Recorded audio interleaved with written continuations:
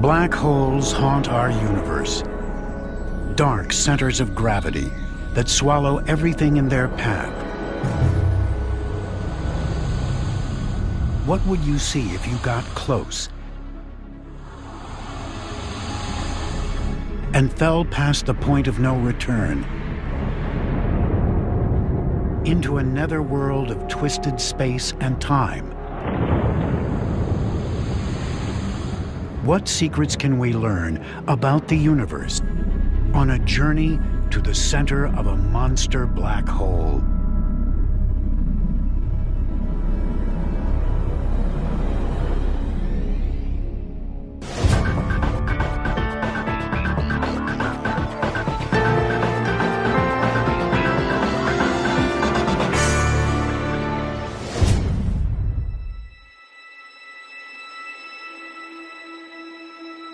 Imagine traveling to the very center of our galaxy,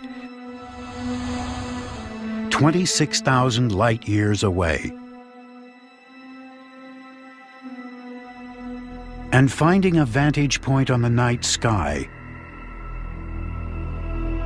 You'd see millions of stars, and on the horizon, a strange dark sphere rising. It's a black hole, an object so dense, nothing can escape its gravitational pull, not even light.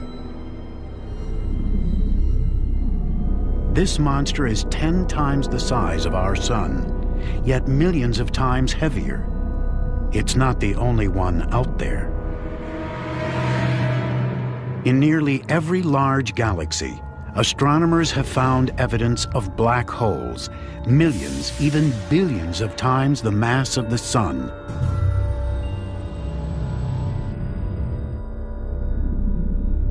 How did they form? And how did they get so large?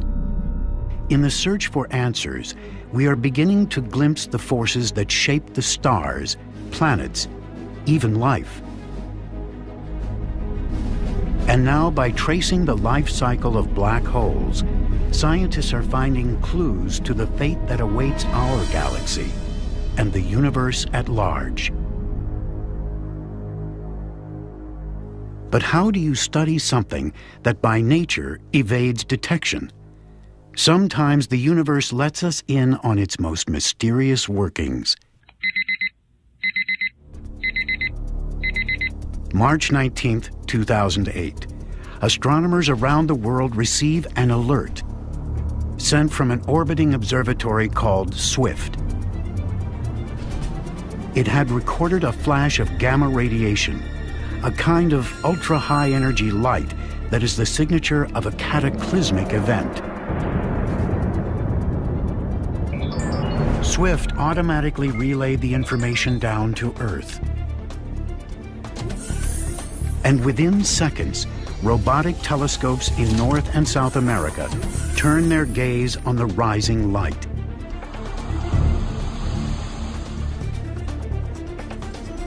Astronomers dial into the data to see how bright and powerful the flash had become.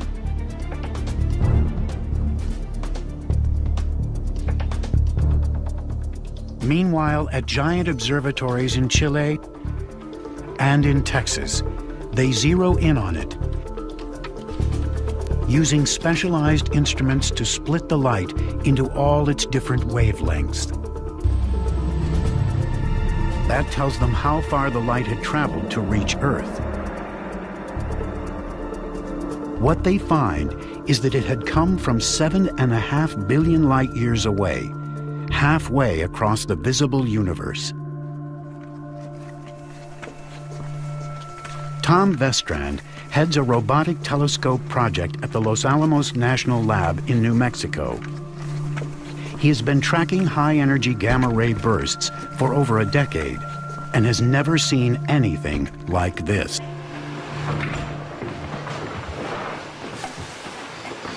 Okay, let's see what we have. It was the most luminous thing ever detected by mankind. Traditionally, think of astronomy as something that happens very slowly.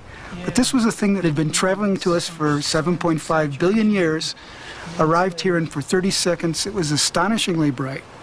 amazingly bright minutes later even, still showing signs of saturation. Yep. It was so bright, in fact, that it was visible to the naked eye. Putting together evidence from ground and space telescopes, astronomers determined that the flash was a narrow but intense beam of light, and that most likely it broadcast the birth of a black hole. This singular moment is the endpoint of a violent chain of events in the core of a large star.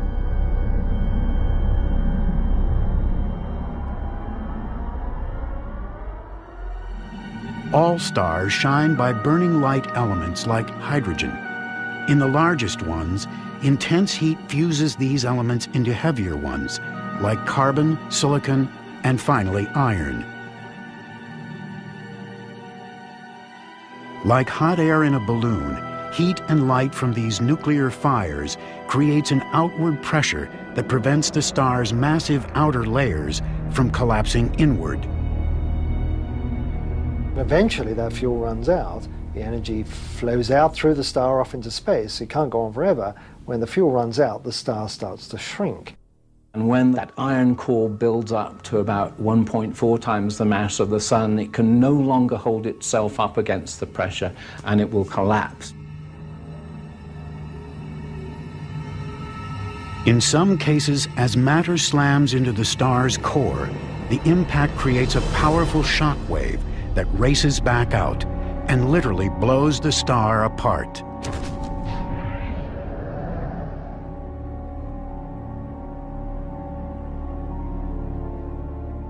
Our galaxy is littered with the scattered remains of these supernovae, as shown in images like these from the Hubble Space Telescope. But what happens to the collapsed core of these dead stars? When a large star implodes, its weight is enough to squash all the atoms in its core down to their nuclei. The result, an ultra-dense ember called a neutron star. The density of a neutron star is something like taking a mountain and crushing it down to the size of a marble, about so big. Neutrons can withstand incredible pressures. But if enough matter falls onto them, beyond a critical threshold, they can be crushed down to nothing. When that happens, a black hole is born. A black hole is gravity taken to the extreme. Its mass is literally packed into a point and enshrouded within a dark sphere called the event horizon. That sphere is the point of no return.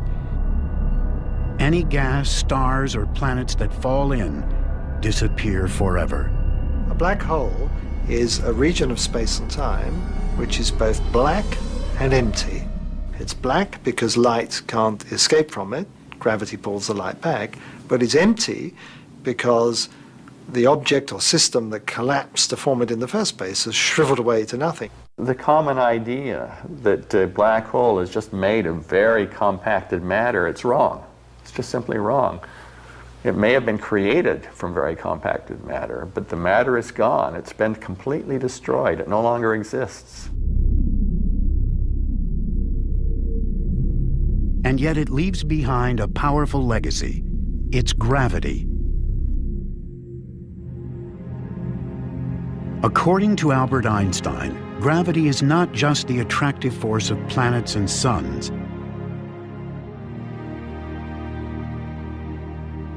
It's a warping of space and time, what scientists call space-time, in the presence of massive objects. A planet, for example, goes into orbit when it's caught in the warped space surrounding a star, like a ball spinning around a roulette wheel. With the mass of a star squashed down to a point, a black hole is a deep puncture in space-time. When a black hole is born, the energy gets transformed from the energy of the matter to the energy of warped space-time. So it's a transformation of the form of the energy from one to another, but the energy is still conserved. What you're left behind with is warped space-time that has a huge amount of energy in it. With that energy, a black hole can affect its environment in profound ways.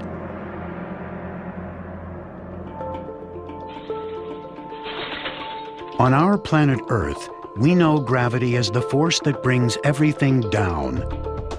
The impact releases energy, a crash.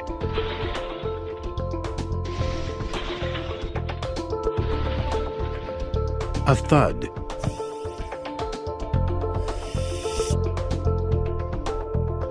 A shatter.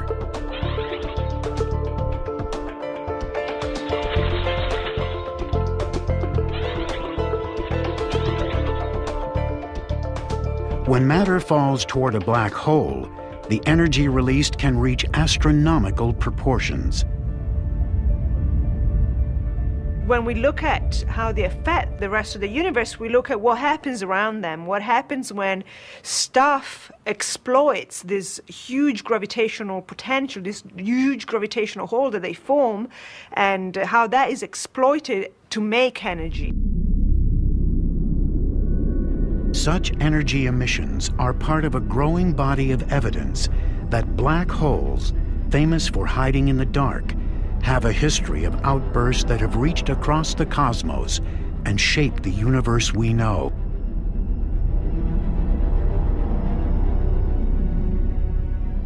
Scientists are following this energy like a trail of clues, leading ever closer to the black hole's dark heart.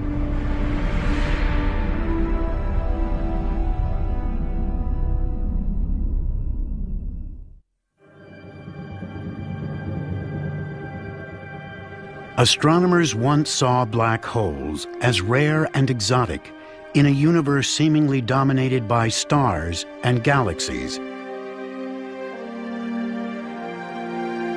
A radically new view has emerged from surveys of galaxies and black holes stretching deep into the universe.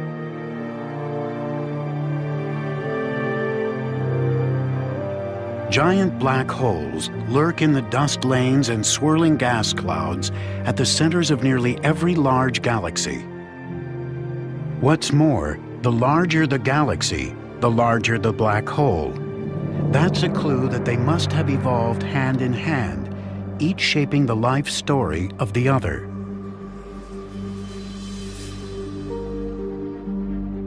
To find out the role black holes played in the evolution of the universe, astronomers are trying to recreate this shared history with what amounts to a whole new branch of science.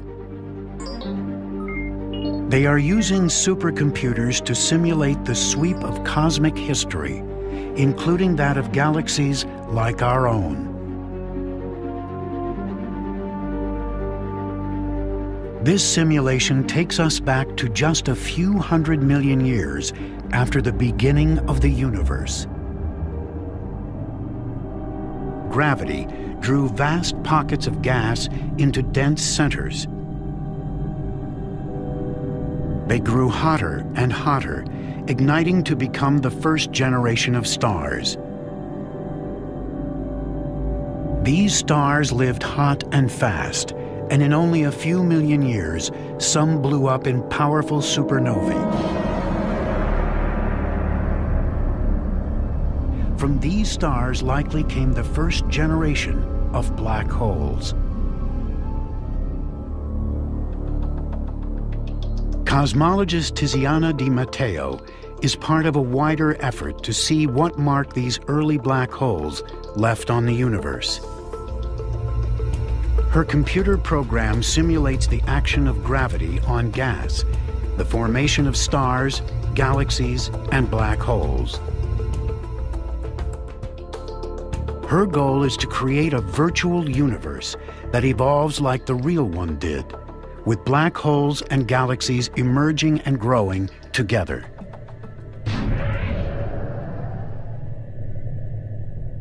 Our Milky Way galaxy is located in a quiet part of the universe, with relatively few other galaxies around it. Move out across the cosmic void, 50 million light-years away, and you encounter the Great Virgo Cluster, filled with thousands of galaxies. Recent telescope surveys show that this region is part of a larger pattern of galaxies resembling a vast spider's web. To get her virtual universe to look like this, Tiziana needs to know what cosmic conditions gave rise to black holes and galaxies in the first place. So it's a beautiful problem because we start from extremely well-specified initial conditions. We know the initial condition of the universe, and that's very rare in astrophysics, in cosmology, in any branch of physics. Details of what the universe was like in its earliest times have come courtesy of a breakthrough observatory called WMAP.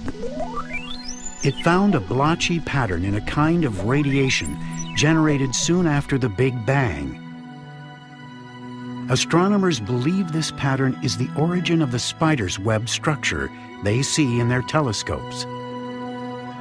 It defines the beginning point of Tiziana's simulation. She sets her virtual universe in motion. It covers a region in the shape of a cube over 100 million light-years on a side. The result, an intricate cosmic web, with gravity drawing matter into filaments and knots on the largest of scales. In places where filaments come together, galaxies and black holes first begin to appear. All the matter that is coming in from the large scale will also allow the black hole to grow because of these gases being transported from large scale all the way into the galaxy, and the galaxy all the way into the center, and therefore feeding and growing these central black holes at a very high rate. In this sequence drawn from her simulation, the circles indicate the appearance of black holes within the data. What she finds is that as these black holes gain mass, gravity pulls them toward the densest regions, where a few grow larger than all the rest. How did these chosen few black holes grow so rapidly? The orbiting Chandra X-ray Observatory recently turned up evidence at the centers of galaxies back in the time of the early universe. These images show its remarkable find, actual supermassive black hole pairs, beginning what astronomers believe is a dance of death.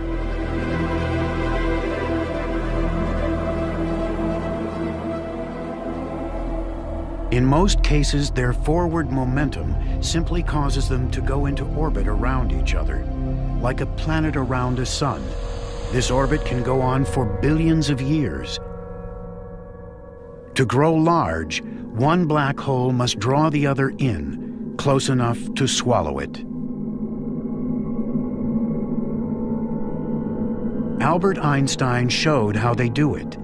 He predicted that when massive bodies accelerate or whip around each other, they can stir up the normally smooth fabric of space-time.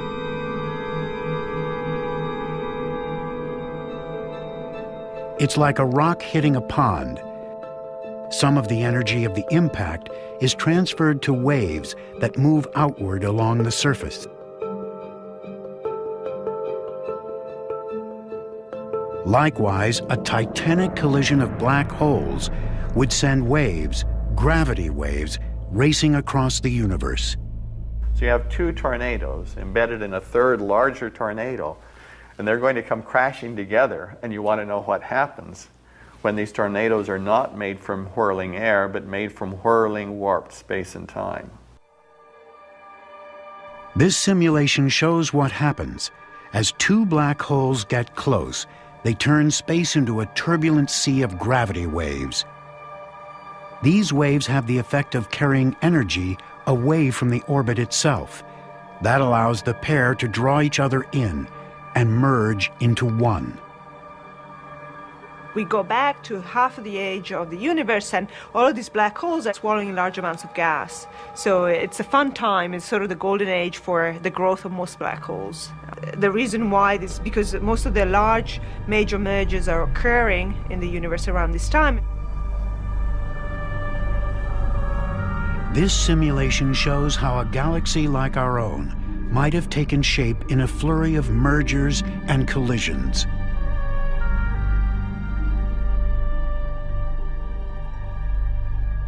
In the beginning, gravity drew patches of stars and gas together. A new, larger patch drew still others. In fact, the universe is littered with galaxies in the process of ripping each other apart and crashing together. In the turmoil of each new merger, another victim is thrust into the jaws of a growing black hole. And in the densest regions of the universe, a small percentage of these monsters have been able to grow to a level of size and ferocity we can scarcely imagine. And yet, amid all the violence, are clues to how the universe, and even places like Earth, came to be what they are.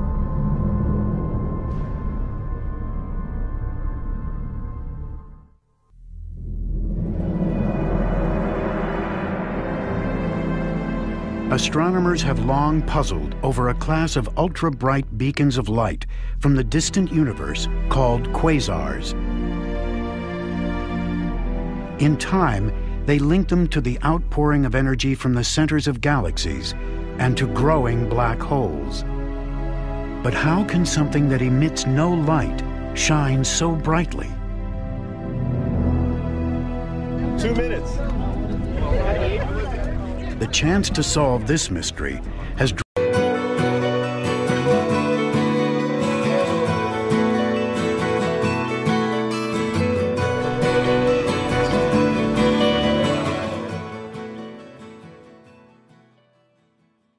drawn a crowd near NASA's Kennedy Space Center in Florida. 80 seconds. Ranges go. 45 seconds. Mounted in the nose of a rocket just up the beach is the next generation cosmic explorer. 10, 9, 8, 7, 6, 5, 4, 3, 2.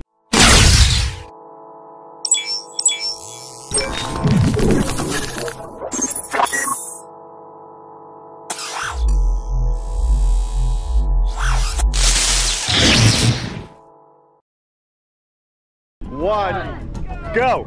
0. Liftoff. Delta rocket carrying blast. Gamma ray telescope searching. The Fermi Gamma Ray Space Telescope is part of a larger effort to explore the role black holes play in shaping the universe.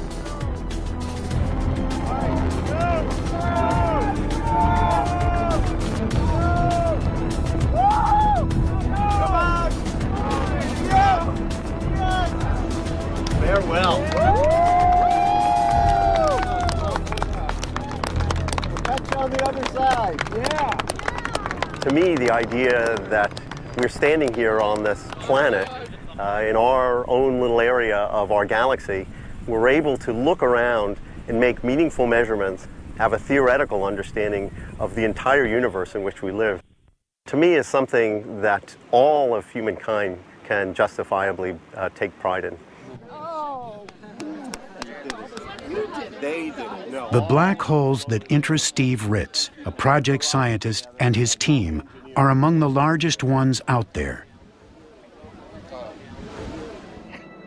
The energy they emit is thought to stem from periods of rapid growth at the center of galactic feeding frenzies.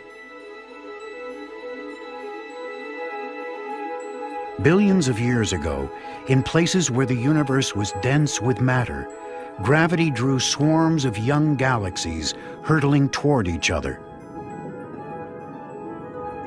A large galaxy grew in the center, and when another galaxy fell toward it, it hurled matter at a central black hole. Force-fed like this, the black hole could grow up to several billion times the size of our own sun. Probing the Perseus galaxy cluster, the Chandra X-ray Observatory found immense hot cavities hollowed out of the surrounding gas. The culprit, they believe, is a jet of radiation coming from a large central galaxy. As it roared out, this jet created shock waves so powerful it pushed huge volumes of gas beyond the central region. And without this gas, new stars can't form. That explains why some of the largest galaxies are filled with old stars, most likely born before their black holes began erupting. At the same time, a black hole jet can seed the surrounding regions with the heavy elements needed to form solar systems and planets like ours. The black hole also has the property that as it spins on its axis, as the Earth spins, it drags space into a whirling motion like the air in a tornado, faster near the horizon, slower farther away, just as the air in a tornado is whirling faster near the core than it is farther away. In the eye of this cosmic tornado, gas and stars flow into the hole along a rapidly spinning disk.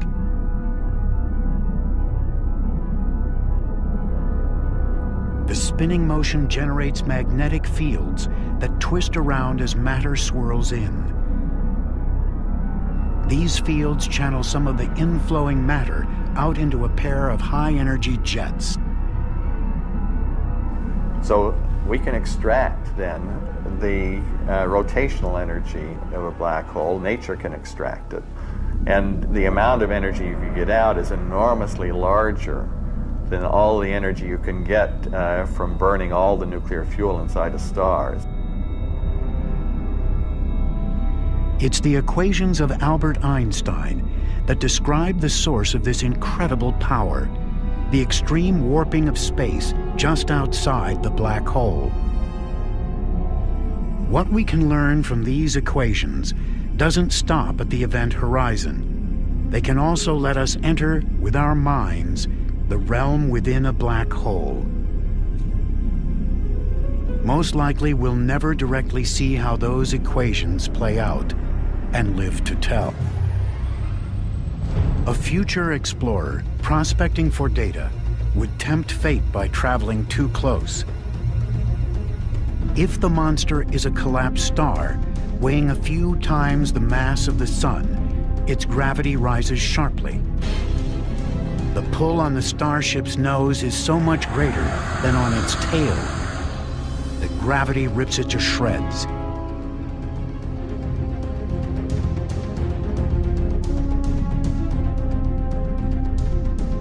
Ironically, you'd find a gentler ride into a supermassive black hole. Its larger size means its gravity is more spread out. What you'd find if you made it inside is the most extreme destination in all the universe.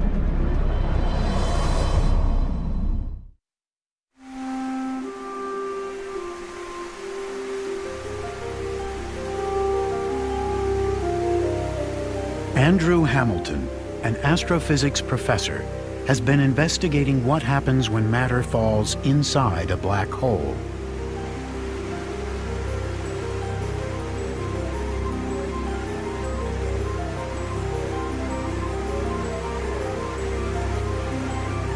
Using Einstein's equations, he and other scientists believe that falling into a black hole is equivalent to moving down a river and tumbling over a waterfall.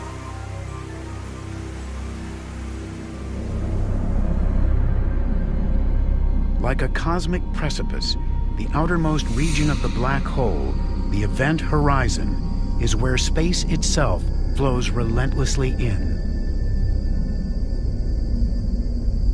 What does one mean by space falling or doing anything? It's just that if you put objects in space, then they will move in certain ways. And if you put objects near a black hole, as they approach the horizon, inevitably they must approach the speed of light in order to stay at rest. Otherwise, they're going to fall inside the horizon. If the black hole is spinning, the central region is bounded by what's known as the inner horizon. In a case defined only by Einstein's equations, an object may whip around so fast it gets flung outward. If there's nothing inside the black hole except the space-time structure itself, well, there's nothing inconsistent about having space fall inside, turn back around and come back out again, because space has no substance, so there's no problem with it moving through itself. It would be like a river racing over the falls, hitting the rocks below, then flowing back up. In the strange world of general relativity, you've fallen through a region, a black hole region, where space was falling faster than light. And now space has turned around and is now pushing you outward faster than light. Imagine charting a starship's course into this topsy-turvy realm. If you survived the fall down to the event horizon, you'd accelerate through it. You go with the flow, you hit the speed of light at the horizon. Now, you can still see stuff from the outside world, even when you're inside the horizon, but people can't see you because space is falling faster than light. To understand the chaotic region within, Hamilton has enlisted Einstein's equations in a project to visualize the black hole's inner anatomy. You could only get this close on a spaceship propelled by pure mathematics. Passing through the event horizon, we approach the central zone. As we whip around, we are flung out of a kind of cosmic tunnel known as a wormhole.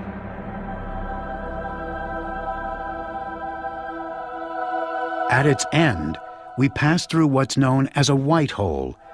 Like characters in a science fiction story, we exit into another time or place, perhaps another universe. This strange passage is the work of theory. In reality, it couldn't form amid all the turbulence. The moment you introduce any real matter, then the stuff that's trying to fall in tends to collide with the stuff that's coming back out again. There's a turbulent, chaotic maelstrom deep down inside the black hole. In a waterfall, this collision zone is where water crashes on the rocks and ricochets into the downward flow. Here, turbulence rises. All order disappears. In a black hole, the collision zone is the inner horizon, where swirling matter envelops the central core.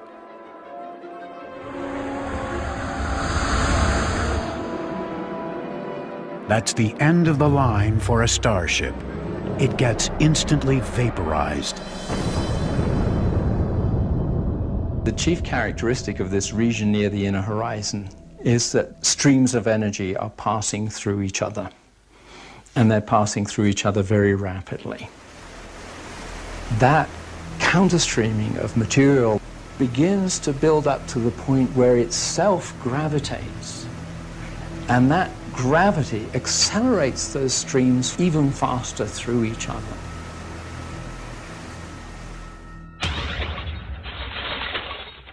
In the gentle world we know, the energy released by gravity quickly dissipates. Whatever crashes down settles into a state of rest. Inside a black hole, the energy does not dissipate. Instead, it builds on itself, rising to an extreme state known as the Planck density. To grasp what that is, imagine taking all the matter we can see with our telescopes, all the trillions upon trillions of stars that make up all the galaxies in the universe, and crush it down to the size of a marble. No, don't stop there. Keep going. Crush it all the way down to less than the size of an atom. That is the Planck density. And that's the kind of density that is produced inside a black hole. It's the most extreme place in our universe outside the Big Bang. In this state, temperatures rise to 1 trillion times hotter than the center of our sun.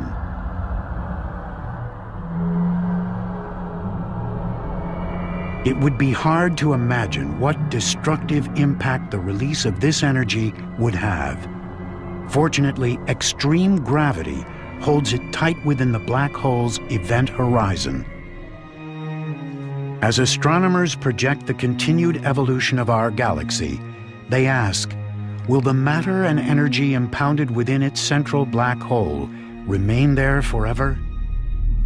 Or is the black hole, like all other cosmic bodies, somehow subject to the ravages of time?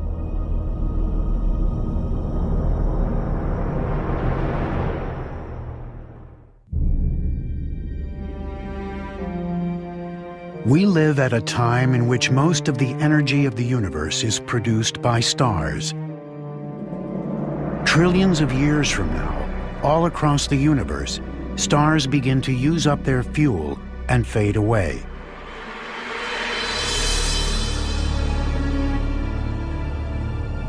The largest stars fall toward the centers of galaxies, where they're swallowed by supermassive black holes.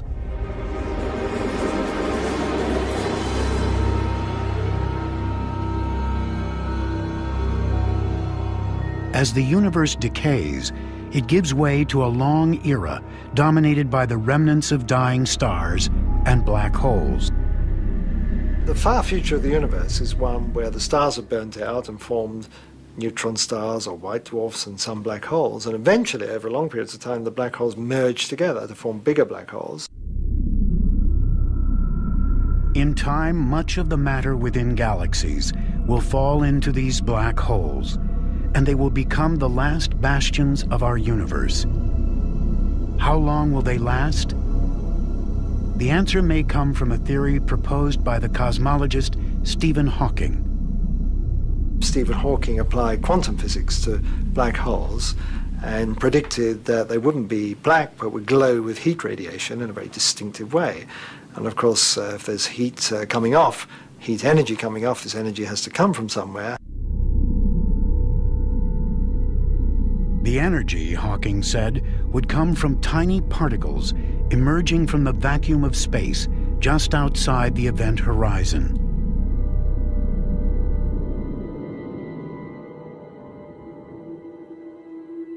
Some of those particles radiate away, taking minute amounts of mass from the black hole, like water evaporating from the ocean. Over time, the radiation grows stronger and stronger as the black hole shrinks and finally explodes. When the last black hole dies, that's the end of the universe as we know it. How can we know if the theory is right and they actually do decay? If black holes were made in the Big Bang with a mass of about that of Mount Everest, these black holes ought to be going pop about now, and radio astronomers have looked to see if they can see a sort of electromagnetic pulse associated with that. They haven't found any. There might be other ways to see a black hole decay. From all across space, black hole jets are blasting particles out at very near the speed of light.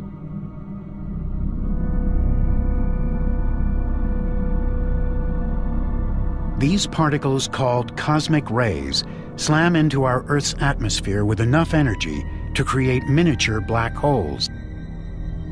These mini monsters would decay immediately in a shower of particles, but they are very difficult to observe.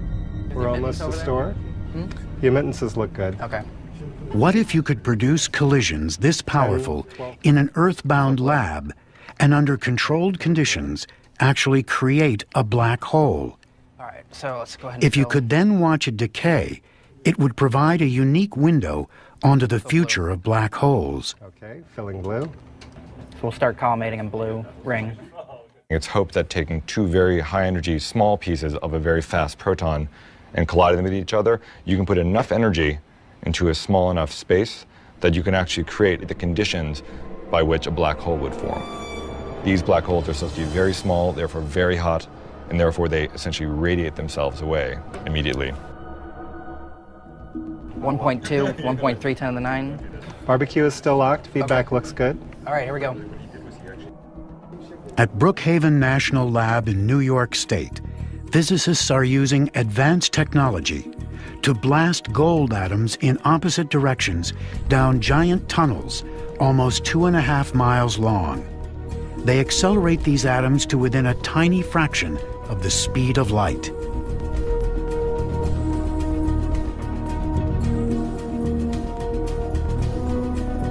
When the atoms collide, a fireball erupts. Sophisticated sensors record a splatter of subatomic particles, a hot soup of gluons and quarks. What we believe we're creating is temperatures approaching 2 trillion degrees centigrade. That's 100,000 times hotter than the interior of the sun. It's hotter than a supernova explosion. It's hotter than the surface of a black hole. It's hotter than a neutron star. In fact, we believe nowhere in the universe is at that temperature. It was last that temperature in the universe 1 microsecond, 1/1,000,000th of a second after the Big Bang. It's as if they are running the universe in reverse, taking us back to an instant when it was extremely hot and dense. Creating a black hole, it seems, will take even more energy than that. In fact, more than any earthbound collider can pack. That is, unless there's more to our universe and to gravity than we've thought. Our injection efficiency looks good. The orbit looks good. Orbit RMS is under 2 millimeters in each plane. Einstein's theory of general relativity is the one that we find in all the textbooks, and it's the one that we're all sort of pledged to defend, but it would be rash to say it's the last word on the subject of gravitation. And there are certainly alternative theories around, and some of them are quite popular. And some of these theories, these are non-standard theories of gravitation, predict that you could make a black hole by colliding together subatomic particles. Some scientists believe they may be able to create one at a new and more powerful system in Europe called the Large Hadron Collider. The key lies in whether the world we know is part of a more complex cosmic reality, beyond the 3 spatial dimensions plus time that we experience in our everyday lives. If so, we would be like insects living on the 2-dimensional surface of a pond, unaware of the deep and complex reality below it. That we can be living on the surface of the pond, happily minding our own business, but not realizing that underwater, something, say a fish underwater, could be swimming through the water, causing disturbances that propagate up to where we are. We could feel it happening. We could essentially see our universe around us changing, but we look around for the cause of it and we won't know what it is.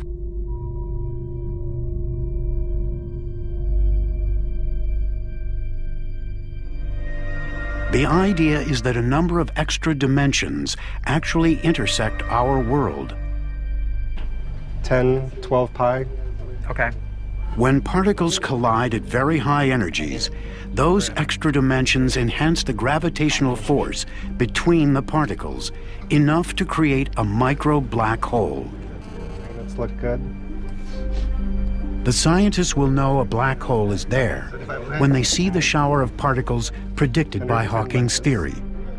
Ready to inject. And for a moment, That will open a window to a deeper cosmic reality.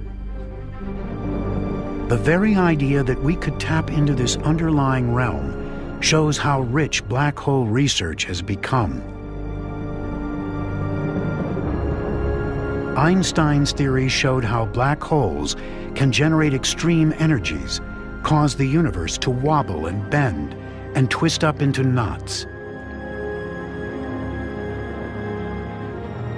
The recognition that black holes are fundamental to the workings of our universe is a major discovery of science in our time.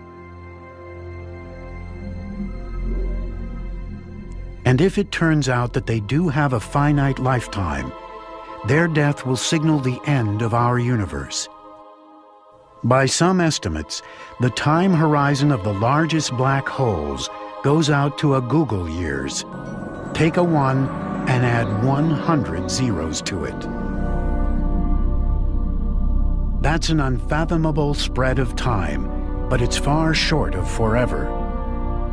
The clock may well be ticking on our universe. The alarm will sound when the last black hole explodes.